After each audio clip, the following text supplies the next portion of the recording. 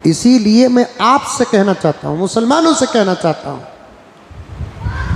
मर्दों से कहना चाहता हूं, औरतों से कहना चाहता हूं, हाथ जोड़ कर कहना चाहता हूं, हमारे अपने मजहबी मसाइल को लेकर हुकूमत का दरवाज़ा हरगिज़ मत खिटखिटाए। बोलो इंशाअल्लाह बोलो। हमारे तलाक के, हमारे खुला के, हमारी प्रॉपर्टी के,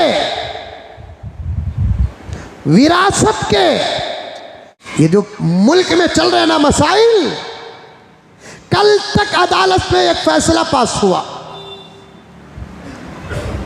परसों पास हुआ फैसला, ऑर्डर हुआ और कल अखबारात में आया। मैं अदालत का पूरा एहतराम करते हुए अदालत उज़्मा से बड़ी मोहब्बत के साथ गुजारिश करता हूँ, हमारे मुल्क की जमहूरियत में और संविधान में ये हिस्सा अलग हो चुका कि मज़ाहिब के मसाइल पर अदालतों को फैसला अगर सुनाना है तो अदालत की नज़र से नहीं, मज़ाहिब की नज़र से फैसले सुनाना है। तलाक हो जाने के बाद पूरी जिंदगी तलाकशुदा औरत को खाने पीने का इंतज़ाम करना ये इस्लाम के खिलाफ है, कुरान के खिलाफ है, हदीस के खिलाफ है। मैं बड़े अदब के साथ कहना चाहता हूं कि तलाक देने के बाद मुतल्लका बीवी जिसकी इद्दत 3 महीने नहीं, इद्दत 3 महीने नहीं, 3 पीरियड, 3 हैज है। 3 महीने जो कहते हैं वो आपको समझाने के लिए कहते हैं। कभी औरतों को हैज और मंथली पीरियड 20 दिन में भी आता है, 25 दिन में भी होता है। कभी कुछ औरतों की तबीई तकाज़े ऐसे होते हैं 2-2 महीने उनकी तबीयत नासाज नहीं होती। ऐसी सूरत में 3 महीने हुक्म नहीं, 3 पीरियड, 3 हैज। अगर 20 दिन का हिसाब लगाएंगे और उनकी तबीयत के दिन लगाएंगे तो 3 महीने कम पेश इद्दत ख़त्म।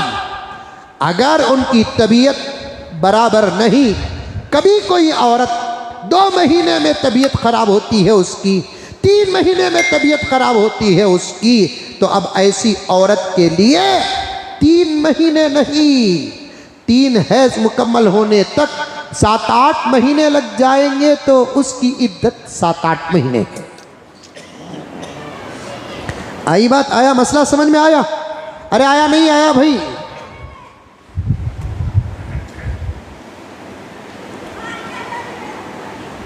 इसीलिए मैं आपसे कहना चाहता हूं, मुसलमानों से कहना चाहता हूं, मर्दों से कहना चाहता हूं, औरतों से कहना चाहता हूं, हाथ जोड़ कर कहना चाहता हूं,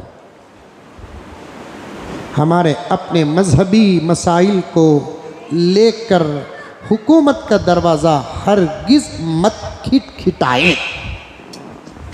बोलो इंशाअल्लाह बोलो। हमारे तलाक के, हमारे खुला के, हमारी प्रॉपर्टी के,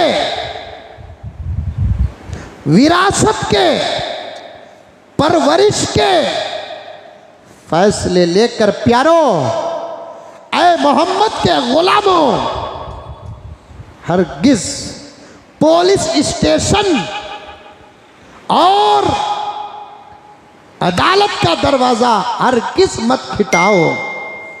चोरी का मसला है, कत्ल का मसला है, आबरू रेज़ी का मसला है, तो फिर आप जाओ, पुलिस स्टेशन जाओ, अदालत जाओ, वकील रखो।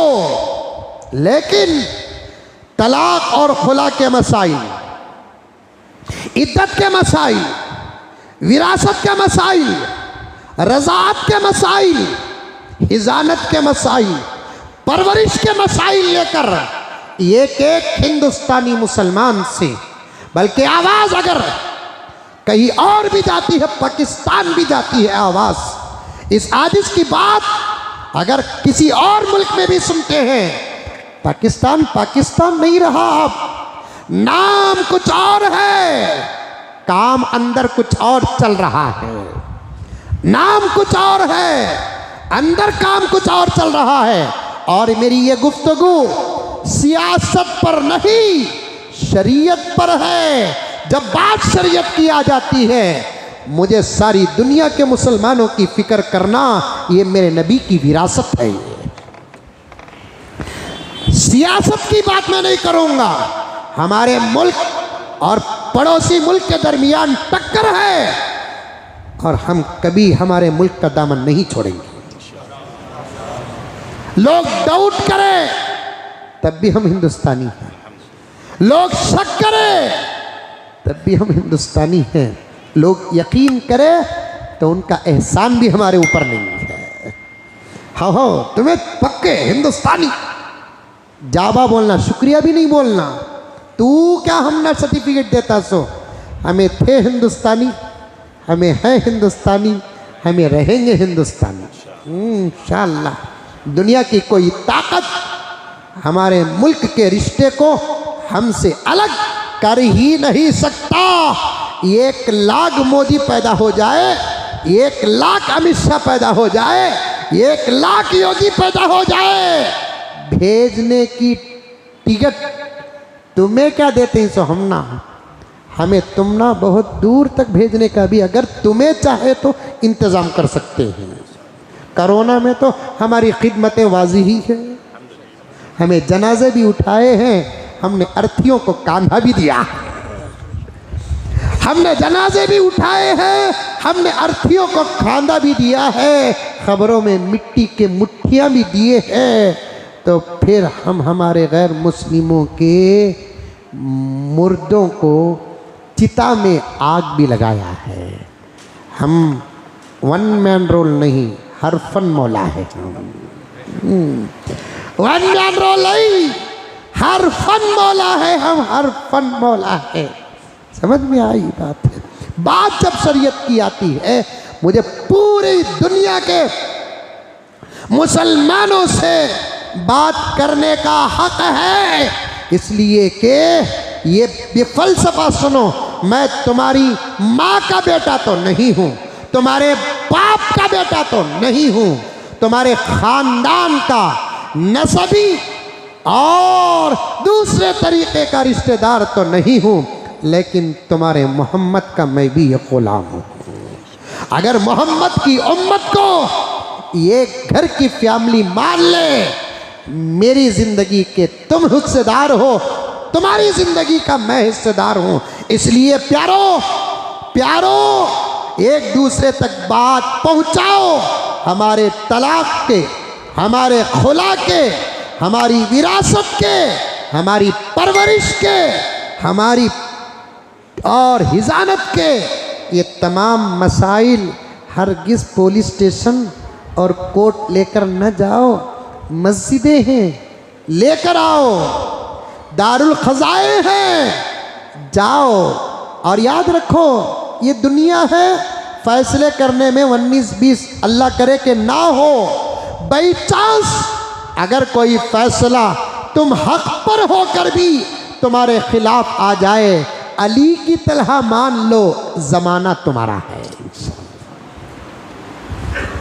फैसला करते वक्त काजी साहब, मैथ मिसाल के तौर पर मैथ काजी साहब फैसला करते करते हक पर इनू थे, नाहक इनू थे।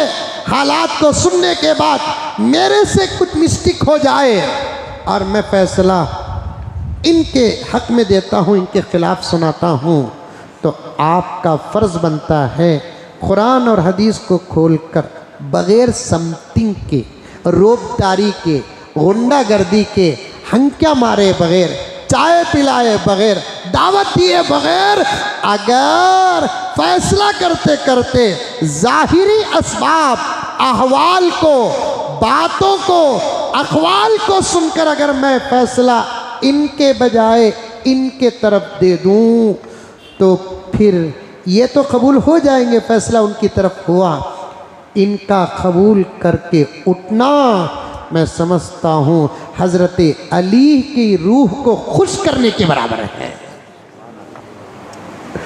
अली की रूह को खुश करने के बराबर है।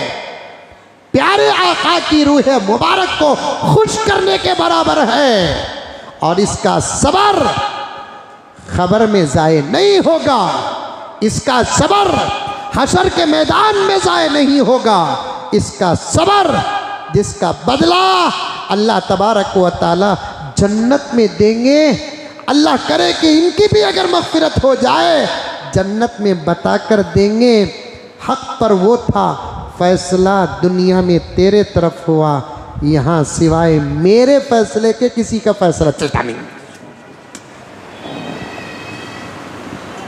जाओ उलमा के पास जाओ, अपने अपने मसलकी दारुल ख़ज़ाओं के पास जाओ।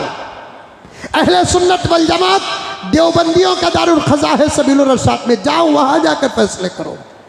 अहले सुन्नत वल जमात बरेलवियों का दारुल क़ज़ा मस्जिद बिलाल में है, जाओ वहाँ बरेलवियत से ताल्लुक़ रखते वहाँ जाकर फैसले करो।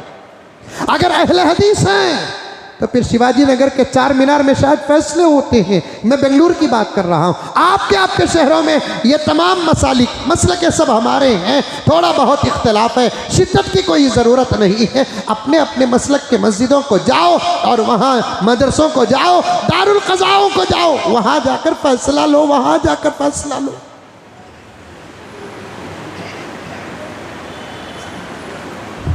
लेकिन हम लोग न अल्लाह को मानते हैं। मुझे साफ कहने दीजिए, अगर शरीयत का फैसला नहीं मानता तो इसका मतलब यह है कि वो अल्लाह को नहीं मानता। क्या समझते हो? अकल आपके पास है। अगर अल्लाह के फैसले को नहीं मानते, नबी के फैसले को नहीं मानते, कुरान के फैसले को नहीं मानते, हदीस के फैसले को नहीं मानते, उलमा के इज्तिहाद के नतीजों को नहीं मानते, तो फिर घरों से कुरान निकाल दो। तुम निकाल दो घरों से कुरान, अपना नाम बदल दो। अब आपके नाम के साथ आपका नाम अब्दुर्रहमान के मुताबिक सही नहीं है, अब्दुल्ला के मुताबिक सही नहीं है, आयशा के मुताबिक सही नहीं है, फातिमा के मुताबिक सही नहीं है, हसन के मुताबिक सही नहीं है, हुसैन के मुताबिक सही नहीं है। बल्कि अगर तुमको अल्लाह और अल्लाह के रसूल का फैसला पसंद नहीं है, तुम्हारा मस्जिदों को आना भी सही नहीं है। अल्लाह को मानने का मतलब क्या? अल्लाह की मानना। कू और का के दरमियान में जोड़ है, कू और का के दरमियान में जोड़ है। ये खूबसूरत बात बता रहा हूँ मेरे प्यारों, सुनो, एक खूबसूरत बात बता रहा हूँ प्यारों, सुनो। कू और का के दरमियान में जोड़ है। अल्लाह को मानना, इसका मतलब ये है अल्लाह की मानना। मोहम्मद को मानना, इसका मतलब ये है मोहम्मद की मानना। कुरान को मानना, कुरान की मानना। सहाबा को मानना, सहाबा की मानना। अबू हनीफा को मानना, अबू हनीफा की मानना। इमाम शाफी को मानना, इमाम शाफी की मानना। अगर मैं आपसे पूछूं, आप जवाब दो, क्या आप अल्लाह को मानते हैं? अल्हम्दुलिल्लाह कहो। अल्लाह को जब मानते हैं, अल्लाह की भी मानो। मुहम्मदुर रसूलुल्लाह सल्लल्लाहु अलैहि वसल्लम को मानते हैं, मुहम्मदुर रसूलुल्लाह की भी मानो। कुरान को मानते हैं, कुरान की भी मानो। अबू हनीफा के इज्तिहाद को मानते हैं, अबू हनीफा की इज्तिहाद को भी मानो। ये कौन सा इस्लाम कुछ मुसलमान पेश कर रहे हैं? ये कौन सा ईमान मुसलमान पेश कर रहे हैं? अल्लाह को तो मानते हैं लेकिन अल्लाह की मानते नहीं। इन लोगों के नाम नोट होना चाहिए। मेरे जुमले सख्त नहीं हैं, हकीकत पर मबनी है। जो अल्लाह को माने और अल्लाह की न माने, मोहम्मद को माने और मोहम्मद की न माने, कुरान को माने और कुरान की न माने, ऐसे कम ज़र्फ लोगों के नाम नोट होनी चाहिए। जब वो मर जाए तो उनका जनाजा भी नहीं पढ़ना है, उनका मुसलमानों के कब्रिस्तान में दफन भी नहीं करना है। भाई दुनिया है, मसाइल आएंगे, हालात आएंगे, 19-20 नहीं 15-20 होगा। कुरान और हदीस को, अल्लाह और अल्लाह के रसूल को सामने रखकर इस 19-20 के 20 से गुजरने का नाम है इस्लाम। अपनी जिंदगियों को सामने रखो, कुरान और हदीस को सामने रखकर गुजरने का नाम है इस्लाम। आएंगे, मुसीबतें आएंगी, बचने की कोशिश करो। मंजिल ये नहीं, मंजिल आगे है, आगे आगे। मैं बारहा कहता हूं, हमारी जिंदगी का आगाज माँ के पेट से नहीं, खबर के गड़े से है। खबर के मेन गेट में ईमान का कार्ड दिखाकर दाखिल हो गए तो फिर पूरी जन्नत तुम्हारी है। हर वर्ग पुकारेगा तुझे प्यार से 100 बार। दुनिया के कानून तुम ना मोहब्बत के साथ आगे का फ्यूचर पेश करेंगे, नहीं। कुरान से बेहतर फ्यूचर पेश करने वाली कोई कानून और किताब है नहीं।